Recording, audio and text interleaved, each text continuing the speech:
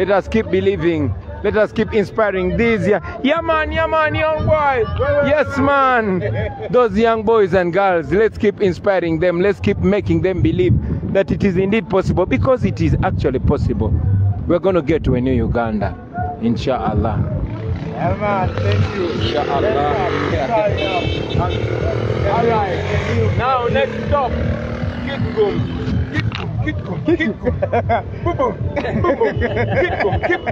La PM. In la PM. Nyinga ye la PM. Uganda. Gang la PM. Uganda do you miru PM i protest vote. Uganda do you. Miru PM. Uganda do you protest vote. Yeah. PM. Wa PM piyo maraj. Atobru kalubiza nyona. Yo maraj. Maratal maraj. Chukul maraj.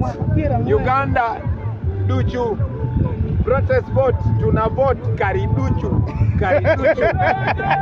kari place, kari region. Protest vote, yeah. Uganda. Jaluiga. All right, bless up. Kariduchu. Ajadugira kumpaka. Nekati.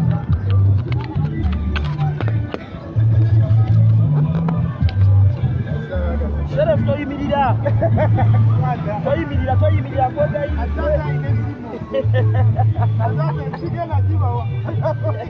toyimirira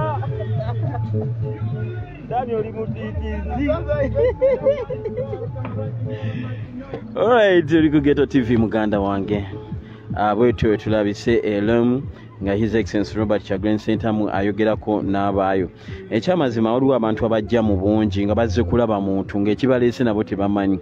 Naye abantu abakuŋŋaanidde awo we mulabye ababadde abayitirivu we bati bazze ng'ekibaleese bakimanyi, obuwagizi bwanga bawagizi, ebyokuddamu babimanyi, people power, our power, akabonero bakamanyi nti ambuleera, omukulembeze waabwe bamumanyi nti Bobi Wine naye ku ballot kuliko Robert Kyagulanyi Ssentamu.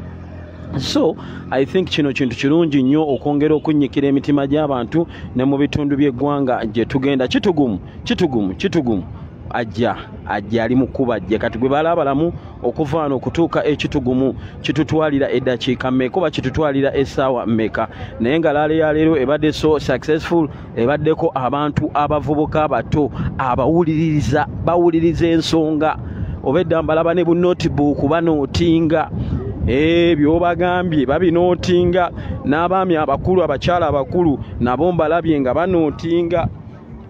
Ndowooza bano be baayigiriza abo abato okunootinga.